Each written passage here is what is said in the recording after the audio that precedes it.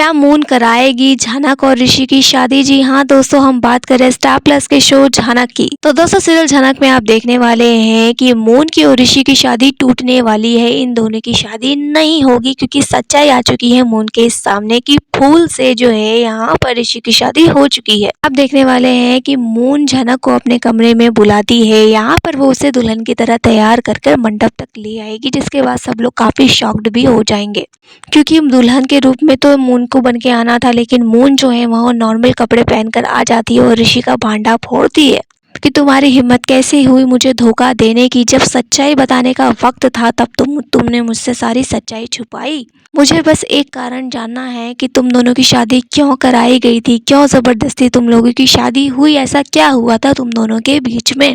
ऋषि तो बहुत ज़्यादा शॉक्ड में चला जाता है कि इसको कैसे पता चल गया, यानी इसके पास ज़रूर कोई फोटो या वीडियो आई होगी जहां उसने देखा होगा कि इसकी शादी हो गई है।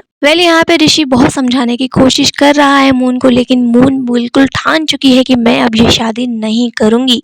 तो आप देखने वाले हैं कि ऋषि सब कुछ एक्सप्लेन करता है कि गांव वालों ने जबरदस्ती इसकी शादी कराई है फूल से, इसका नाम झनक है। यहाँ झनक भी सबको समझाने की कोशिश करती है कि वो नकली शादी थी, हम दोनों इस शादी को नहीं मानते, हम दोनों राजी नहीं है, तो आप लोग क्यों इसको सच मान रहे हो। ऋषि जो है वो मून से प्यार करता है तो इन दोनों की शादी होनी चाहिए, आप मुझे दुल्हन बनाकर क्यों लाए हो। मून अपने पिता अनिरुद्ध से कह देती है कि मैं अब ये शादी बिल्कुल भी नहीं कर सकती, एक शादीशुदा मर्द के साथ मैं दोबारा शादी क्यों करूंगी, मैं अपनी लाइफ क्यों खराब करूंगी।